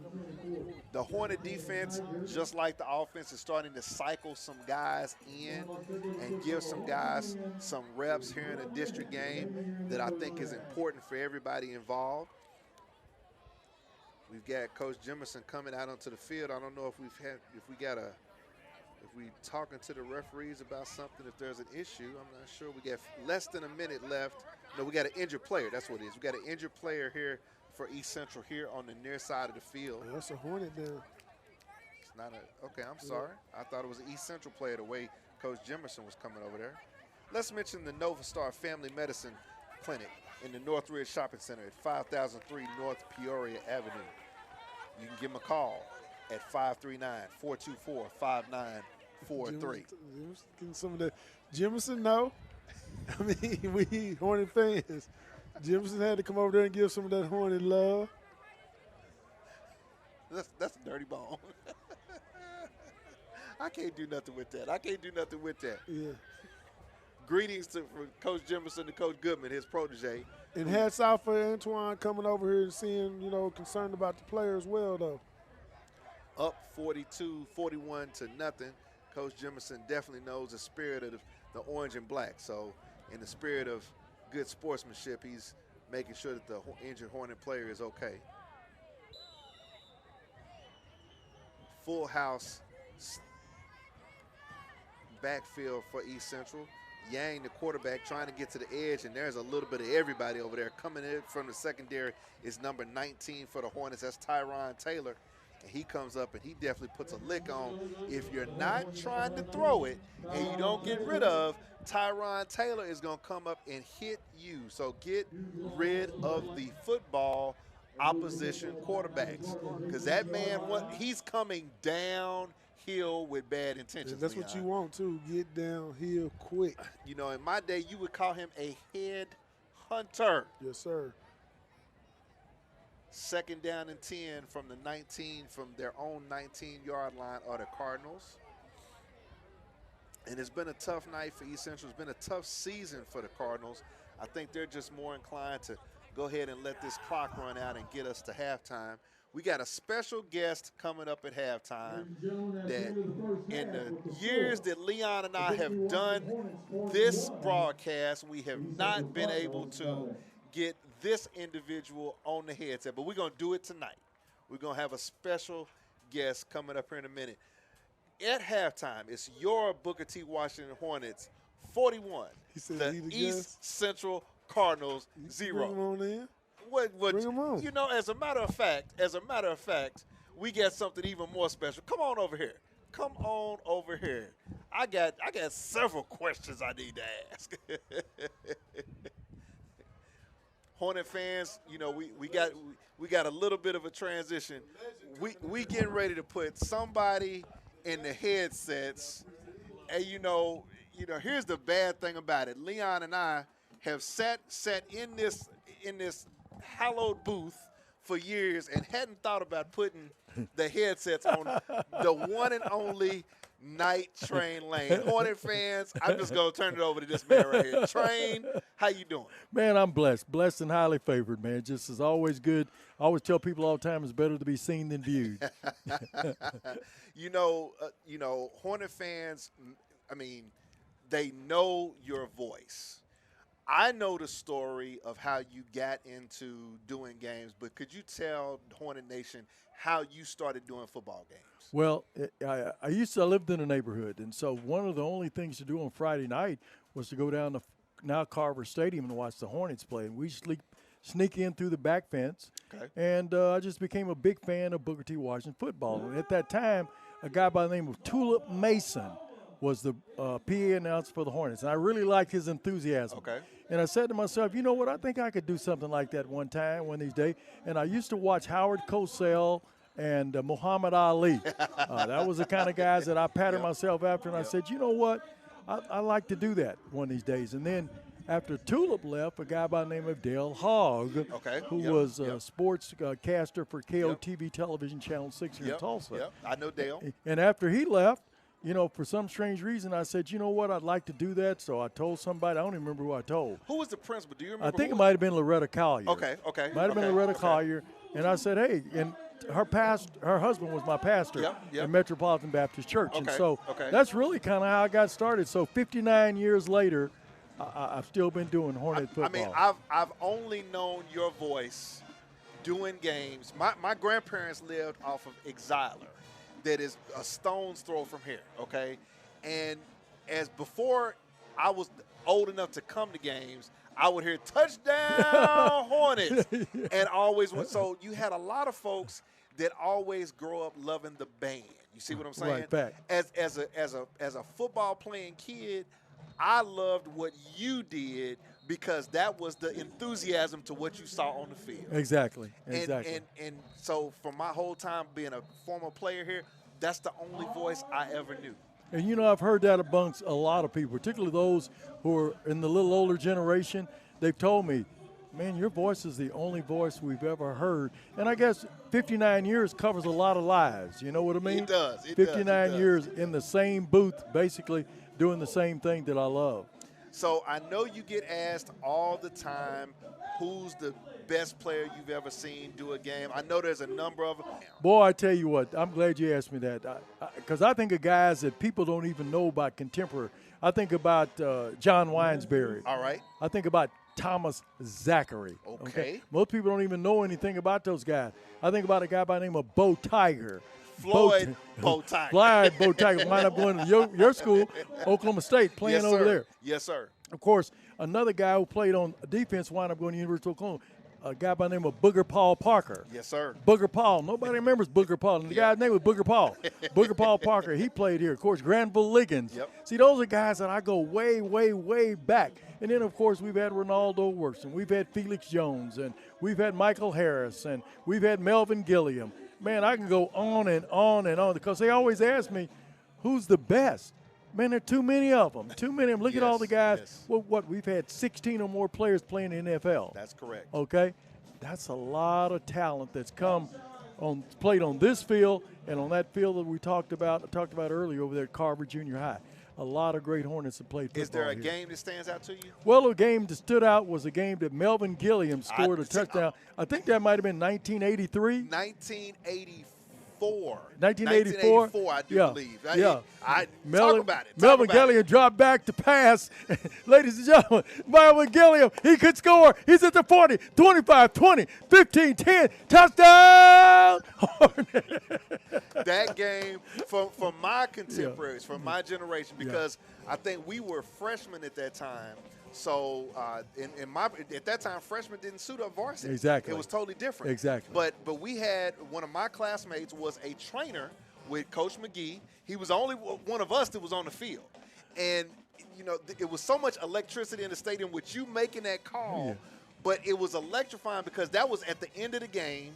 To win the game, I think we were playing Bartlesville. Bartlesville, that's correct. I mean, that's hey, correct. I'm Bruins. Hornet history. Yeah. It was over. It was the far corner, Correct. north end zone. Correct. And the crazy thing about it, as a buddy of mine was talking to me about this maybe 3 weeks ago, he was like, it was the only time I ever remember the band being silent, and all of a sudden the band goes crazy. Yeah. That game right there. Yeah. That's a memory that, for me, that's still the greatest Yeah, game. that's the greatest game I've ever seen in this stadium. Sure, we've had some great games with Felix Jones. I mean, I remember him running a 99-yarder from here all the way to pay dirt. I mean, I've seen some great plays that have happened on this field, and all the guys that have gone on to do bigger and better things having played here, okay? Not just those who went to the pros, but those who had outstanding college careers. Absolutely. Well, Night Train, I appreciate it. I got much love for you because I love the enthusiasm that you bring to it. And you're part of the lore at this school. Period, point blank. We can talk about all the players, but as I travel the country or as I run into people that say, you went to Booker T, one of the things that comes up more and more to me now is, and Night Train was doing the game. And I'm like, that's what it is. That's part of the history here. It's part of what makes this such a difficult venue to play in for the opposition. Exactly. And, like I said, I feel real fortunate. I've really been blessed to have been at one institution for that long. 59 years is a long time to be with anybody. As my mother would say if she were alive, man, that's too long to stay with grandma and not make it. Well, see, I can't let you go without saying, man, your Sooners went across the Red River and they came back with their tail between their legs last weekend. Hey, we were not happy campers. My son and I were there. It was a rather dismal performance by our Oklahoma Sooners. Hopefully we'll do a little bit better tomorrow or Saturday. I keep thinking today's Friday. Saturday when we go to Columbia, South Carolina, to take on the Gamecocks. Are y'all SEC ready yet? Your Sooners haven't beat an SEC team outside the state of Alabama. No, that's right, because we beat Alabama and Auburn. That's correct. You finally gonna get an SEC win? Are you gonna spread the love? I can only pray, man. Hey, I can only pray. I can't take another L because you saw what happened to Coach Franklin last week at Penn State. He's supposed to do an interview on Saturday. He's supposed to do an interview during game day on Saturday. He is treading very thin ice. I get it that he got fired mid-season, right? But you can't come out and talk negatively about an institution like Penn State. Regardless of what happens, I'm looking forward to that interview. Yeah, I am too. But it shocked me. Losing to UCLA was a bummer. Yes. But then when you lose to the worst team in the Big Ten, Northwestern. You got to go. At home. You got to go. And I felt for him, man, because he did a great job at Vanderbilt and was doing a great job last year. This guy was in the college games in the playoffs. He was in the finals last year for the national, and he gets the axe. Well, hey, with great responsibility comes great expectations. Amen. Exactly. And if you don't give the expectation, if you don't feed into that, exactly, you got to get away from the table. Well, that's the world of college football today. I mean, what do we got? 12, 17 vacancies already? We got a number of them. I'm glad to have one in Stillwater. That's all I know. I'm glad to have one. I'm glad to have the hiring within sign in Stillwater. Are you not gonna wave the shirt Saturday afternoon? No, sir. You know, waving shirts in section 203 or whatever it is? 231. 231. I'm going to go to homecoming for the first time. I haven't done the math yet, but I'm going to say Night Train. It's probably been 11 years since I have been to a game in Stillwater. Is there any particular reason why? Gundy. I haven't appreciated the approach to the job because it's just been more of a seat holding. It's been more about I'm giving the fans a bowl game, so I'm not aspiring to be a championship program. And I've seen that for a number of years, and so I'm ready for the change. I really am, because I've watched college football change. Iowa State, Indiana. Look at Indiana. Look at Indiana. Number 3 in the nation. Look at Indiana. Yeah, under Signetti. Look at Oregon. Right.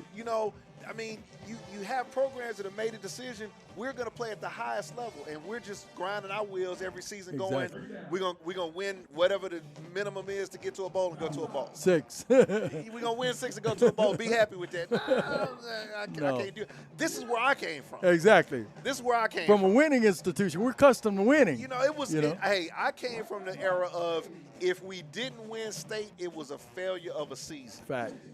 Fact. I remember years when I had time to come back here. That last game of the season, we got a speech of seniors. I appreciate what you did. If you're a junior, you better look them in their eye and tell them goodbye.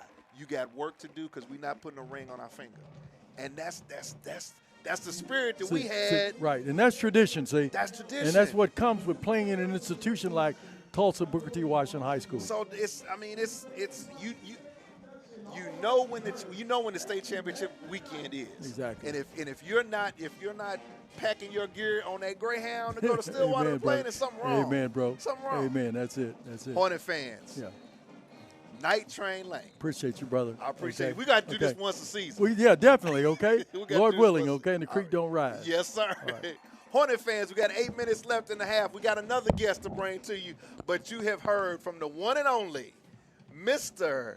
Hornet himself, Night Train Lane. This is Hornet Football 2025.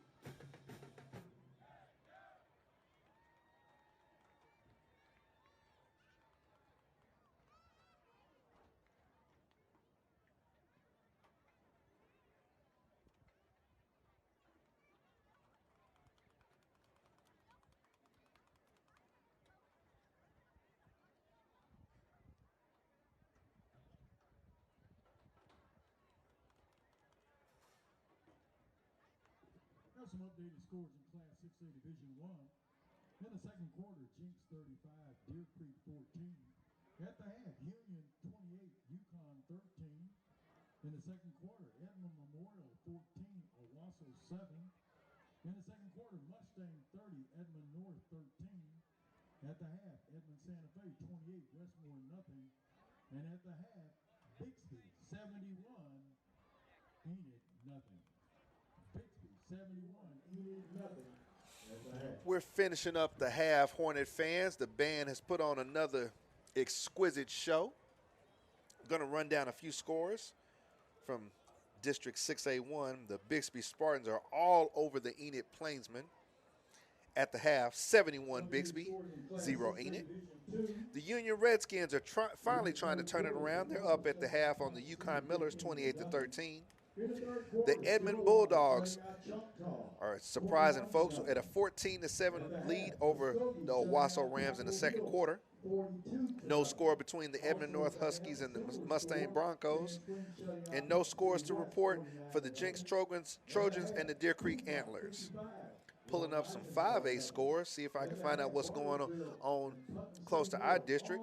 We have the Fort Gibson Tigers up over Skytook, 21-9. Collinsville over Claremore, 17-0. The Dell City Eagles with a big lead over Will Rogers, 49-7. Sallisaw over Glenpool, 14-7. The Clinton Red Tornadoes up at the half, 14-3 on Woodward. And Ardmore is down to the Blanchard Lions, 19-14.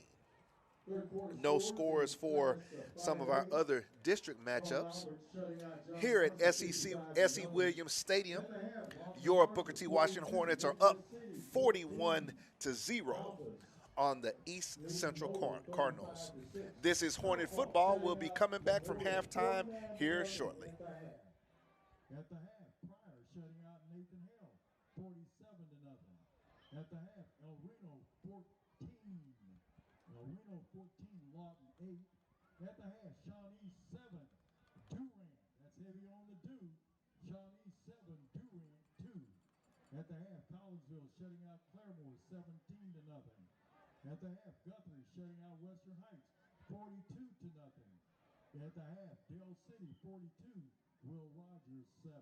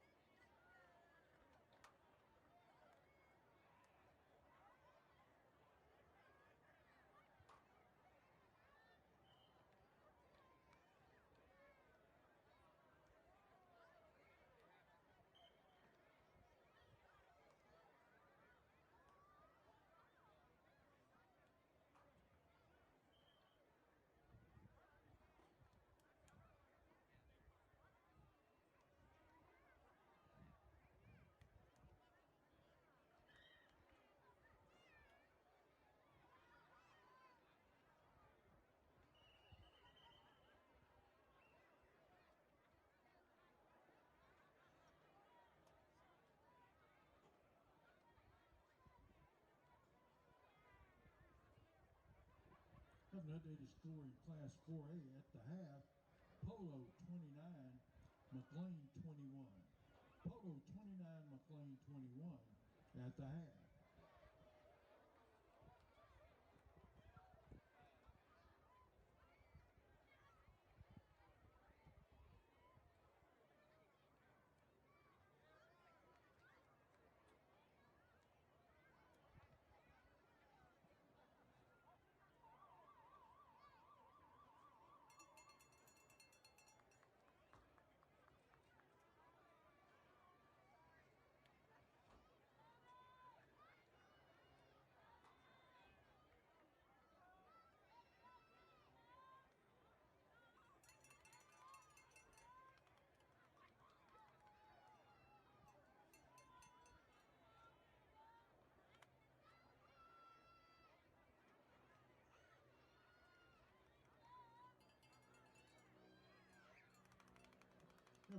Third quarter updated score in Class 2A.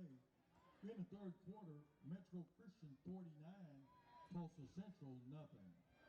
Metro Christian 49, Tulsa Central nothing in the third quarter. All right, football fans, we're about ready to begin the third quarter.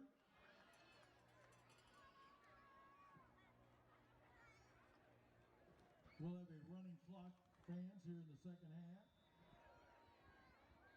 Don't forget Hornet football fans next out for the Hornets next Friday night when they travel to McAlester, Oklahoma. Welcome back, Hornet fans. The Booker T. Washington Hornets receives the ball, runs it out to the 49. First and 10 Hornets, beginning of the third quarter. Number 8, Collier. Handled by a slew of Cardinals. Leading that pursuit, number 24, Jose Robles. Hornets take over the football first and 10 at their own 49-yard line. Hornets come out first and 10 on their own 49-yard line.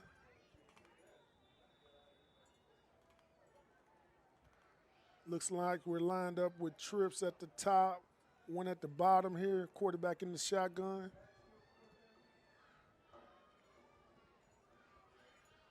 Booker T receives the ball, given to number 4 in motion. That's Caleb Barnes with a nice scamper of about 12 yards for the first down. Run to his own players. He crosses the 40-yard line. And run by Barnes. Good enough for another Hornets first down. Great run by Barnes there, which was good enough for a Hornets first down. Hornets start out with the ball now at the 38-yard line. Moving the ball, offense crisp.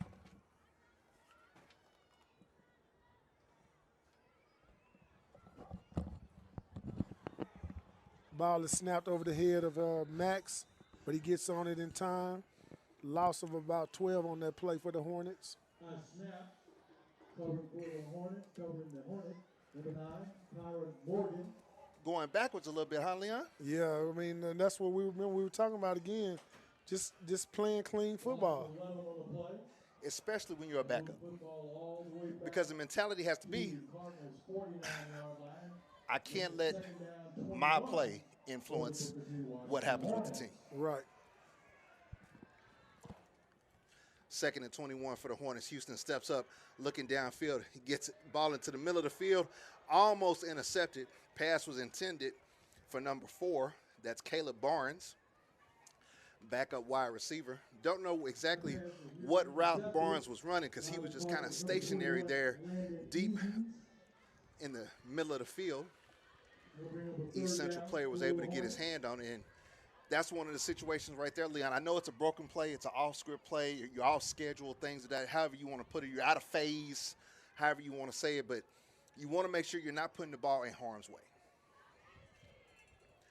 Third and 21 for the Hornets. Obvious passing down. Houston goes ahead and gives it to Michael Washington, who gets into the middle of the field. We got a flag coming down. Well, I'm telling you, that official right there, Leon, has had a field day tonight. Do you hear me? My man with the dreads or the longer hair has had a field day throwing the ball behind the line of scrimmage tonight, throwing the penalty flag behind the line of scrimmage tonight. He has made a living. He might be up for a promotion, you know, a referee or something. He's looking to become a white hat because he's like, I play by the rules. He has seen every infraction that he can call. Go ahead, Hornet fans. Please understand, every official has, like the players, they have areas of the field where they will make a call. And anything in his area of the field, he is going to make that call. So, Leon, we are playing with a running clock here in the second half. Hornets up 41-0 on the East Central Cardinals. Let me ask you, to finish out this particular game tonight, what do you want to see for the offense? I'm dogmatic on going through the script with your offensive scheme. You worked hard all week to plan for this. You knew you were going to play. Yeah, you knew you were going to play, and you were expecting to win, but even when you're expecting to win like this, it's still the way you win, you know, if that makes sense. So the offense, still has to clean up some things because we're not sustaining like good drives, clean drives, drives that look good to the eye. You know, the eye candy, the style points, if you will, from the collegiate guys when they're rating those guys or whatever. So we're not seeing that from the Hornets out here tonight. And this game is going to be on film. So your opponent for next week here, I'm going to look it up. Your opponent for next week is going to be looking at the strengths and weaknesses of this young man, number 11, Max Houston. Houston now 3rd and 31, draws back, rolling out to his right, dumps it underneath, going to try to let Michael Washington make a play. He's got the ball on the sideline. He's doing everything he can, but he's going to end up finally being run out of bounds. He was never tackled, but he was corralled there on the sideline where he couldn't make a play. As I was saying, next week, Hornet fans, the Hornets go back on the road against McAllister. And if I had it correctly, the Hornets are in a multiple tie with, let's see here. Hold on, let me see. I have it right. I have it right here. The Hornets are, yes, McAllister, Shawnee, Durant, and Booker T all have the same district records. So next week is a very big week for the Hornets, who have lost to Shawnee, beaten Durant, and they need to get a win over McAllister to get that upper side of the district. Here's the first punt of the night for the Hornets. Going to be angling for the side and going to go out of bounds just outside of the 20-yard line. The field judge is basically walking it down. He's going to spot the ball at the East Central 24-yard line. So the East Central Cardinals are going to have their first possession of the second half. So let me ask you this question, Leon. What are you looking for the defense to do to end out the game tonight? Man, I'm looking for them guys up front to bring the heat. You know, like, we're not letting up. You know, there's still time on the clock. I want you to get after it because we can't take no plays out. We hadn't arrived. This East Central team is not the team that we are gauging success off of.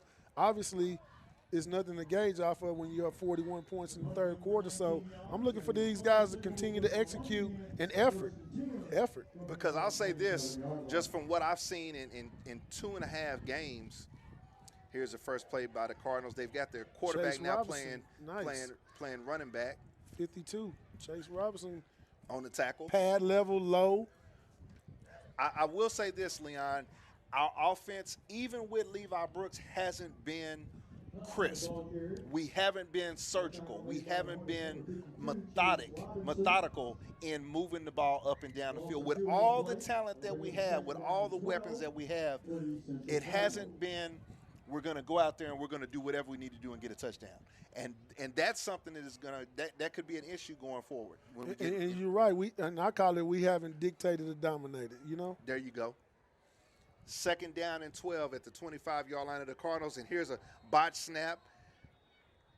Play is blown dead. I'm trying to see, was it blown dead? Was it blown dead before the snap? The white hat is giving an indication. I believe the play never happened.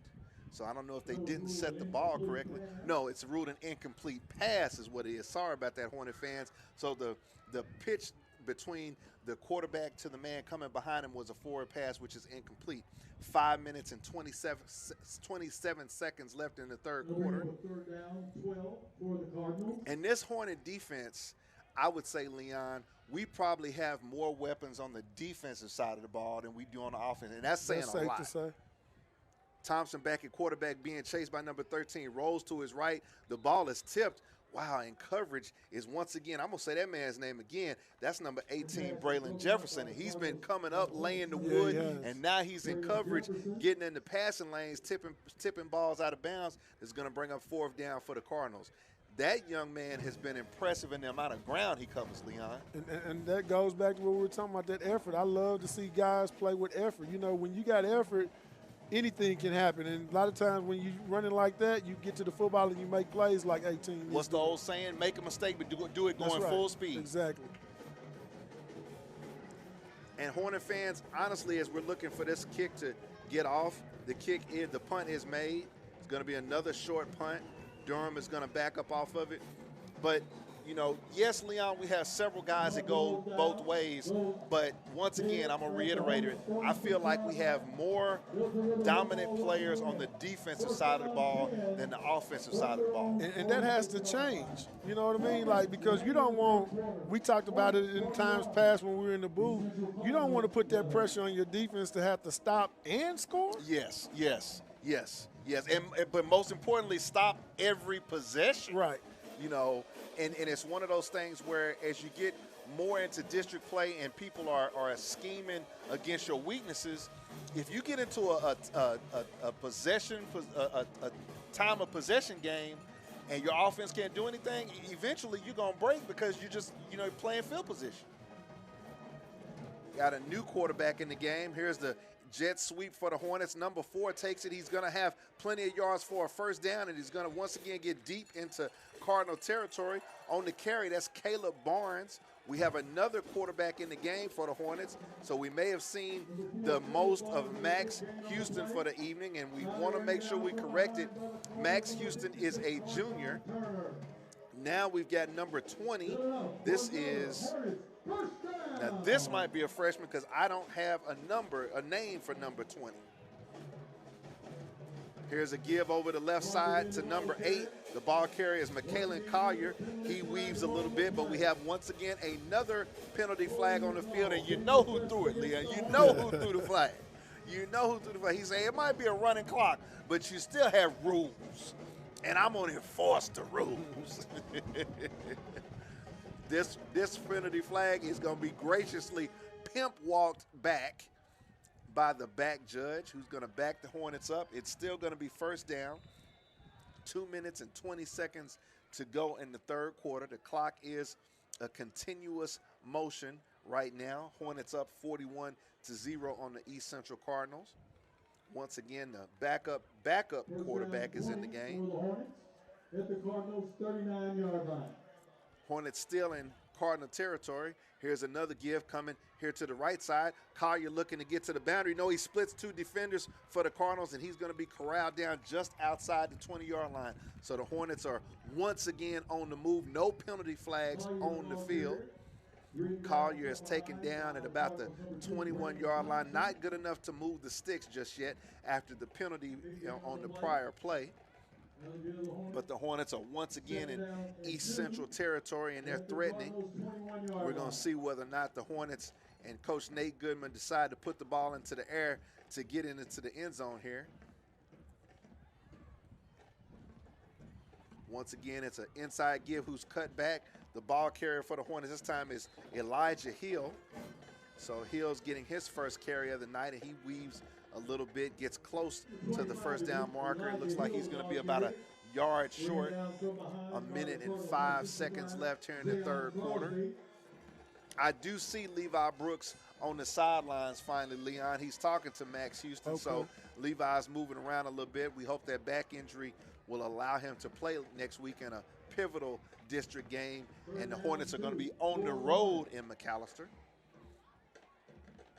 Hornet quarterback surveys the defense, takes the snap. He is going to throw, looking in the middle of the field, throws underneath, has a complete pass to number 26, who's evading tacklers, getting closer and closer, and going to be run out of bounds at about the 2-yard line. Pass is complete to Andrew Campanelli. That pass was complete to number 26, Andrew Campanelli. Andrew, let me say that correctly, Andrew Campanelli. I thought it was printed incorrectly, but Andrew Campanelli gets down to the 2-yard line. Hornets are now inside the 5-yard line, once again scaring the end zone, coming to the end of the third quarter. They get the snap off, and the give is over the left side and into the end zone. Touchdown, Hornets. Somebody strike up the band. Touchdown, Hornets. Trying to see the running back is that number 8, Leon? Is that McKalen Collier? Is that Collier? Yes, that is McKalen Collier with the touchdown for the Hornets. And with that, the Hornets have taken a 47-0 lead over the East Central Cardinals And one thing we definitely don't have a shortage of, and that's running backs, Leon. Man, that's always been the Hornet way for years. Waiting for the point after touchdown. Snap is back, hold is down, kick is up. And this time the execution of the point after touchdown is done correctly. Hornets are once again on the board. Third quarter, the end of the third quarter, as a matter of fact. Hornets 48. East Central Cardinals are blanked. 0 Hornets. Man, 0 for the Cardinals. at this point, the coaching philosophy for the Cardinals is let's not get goose egg, gentlemen. Well, I think that philosophy should have been in play about an hour ago because, yeah, I mean, you never want to get goose egg. I don't know what East Central scores have been in the games they've played before this, but I would be probably accurate to say I don't know that East Central has scored a whole lot this season. I mean, it looks like it because they seem to be very, very hamstrung as far as the abilities, what their abilities are to do offensively. And Thompson, when he's throwing the football, I mean, he's been able to sling that thing a little bit. I don't know if the difficulty is with the routes that the receivers are running. And then, too, let's look at, as I'm assessing it, look at East Central size, too. I'm surprised by it. They're very small across the board. Look at them. This used to be a team that rivaled Booker T man for man, you know, as a program compared, you know, when these two teams used to hook up. I think they played in a state championship game against each other, to be honest with you. Yeah. I think that was Antoine Jimerson. Down in Stillwater. Yeah. Here's another kickoff for the Hornets that he's keeping in bounds, and this one is going to be fielded by the Cardinals. Gets to the sideline, and he's going to be run out of bounds. Good hit right there for the return for the Cardinals. That's number 6, Ashton Vang, who is the backup quarterback. Nice little nifty run after he picked up the kickoff, and he's able to dodge a couple of Hornets to get to the sideline, give him a chance to try to make a good return, but then we need to give somebody a flowers. So I'm going to step over this way. Hornet fans, y'all just watch.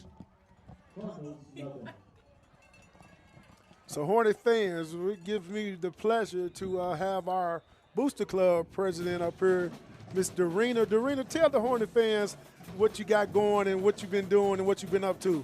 Working hard for the team.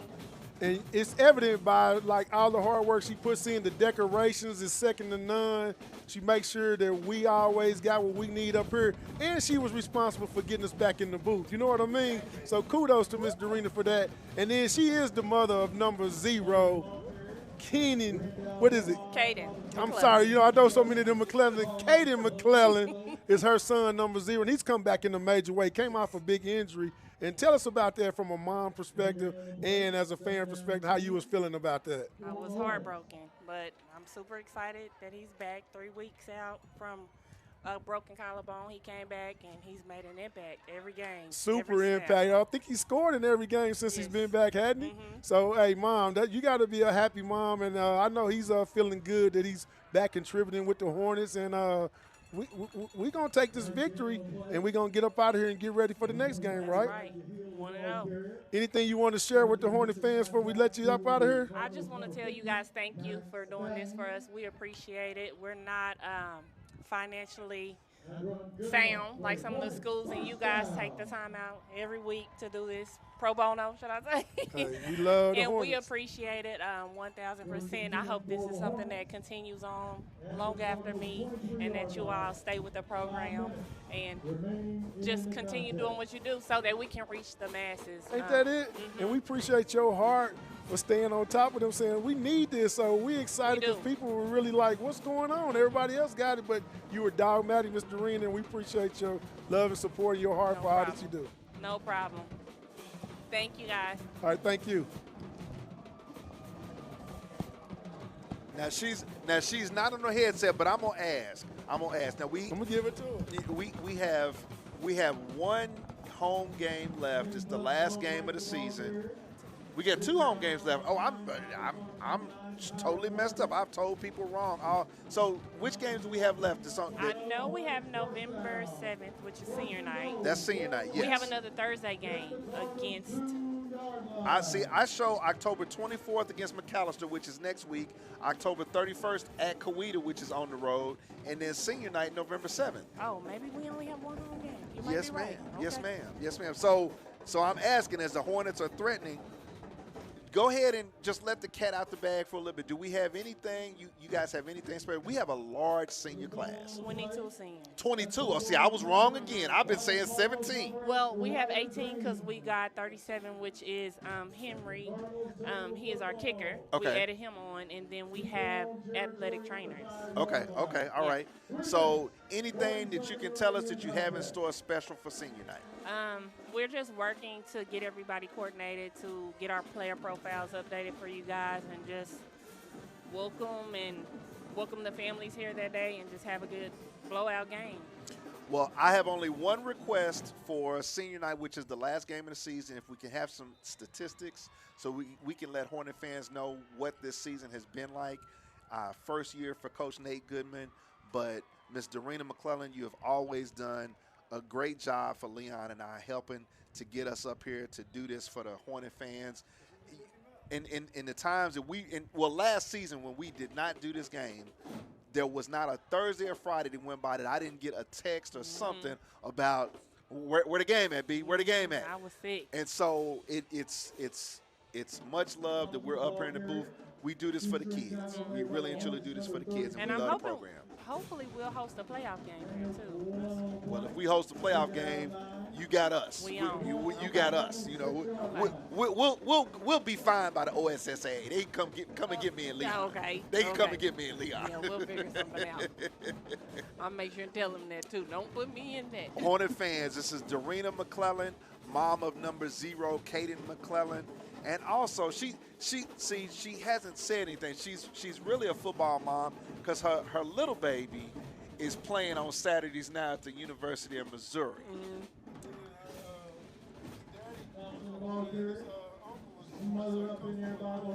Okay. Well, so it's in the blood all the way around. And who does your baby have on Saturday? They have Auburn this Saturday. At home or away? Away. Are you heading to Auburn? Yes. When does the McClellan van leave? Tomorrow.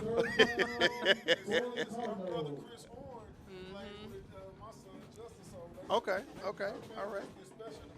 Okay, all right. And my daddy is down there too. He comes to every game. Big Chris. He right down there watching.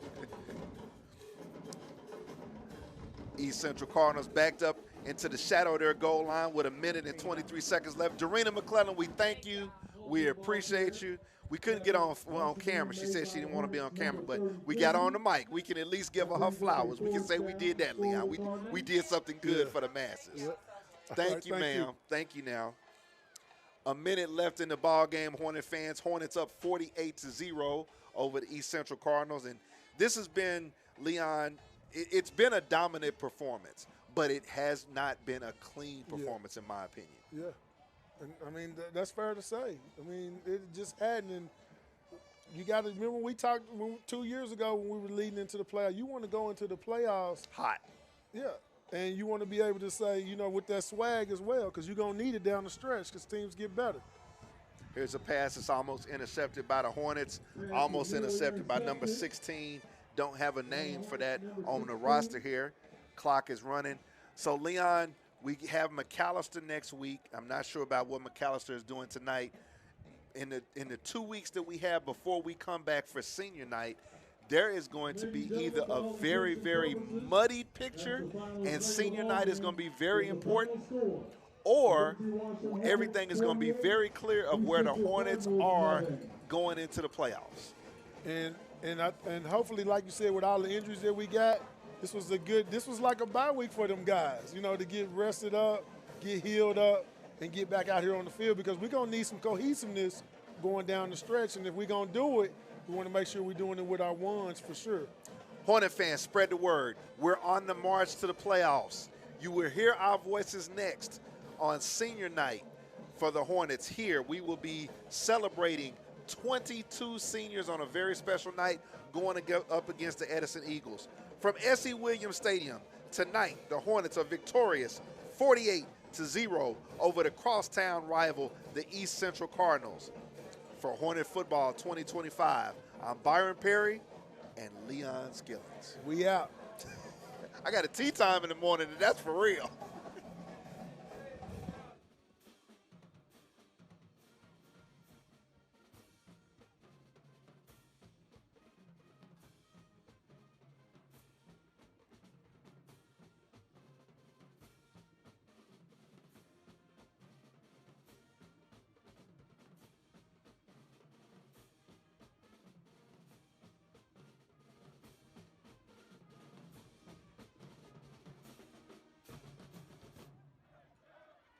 Again, Hornet fans, don't forget, next action for the Hornets will be next Friday night when they'll travel to McAlester, Oklahoma to take on the McAlester Buffaloes.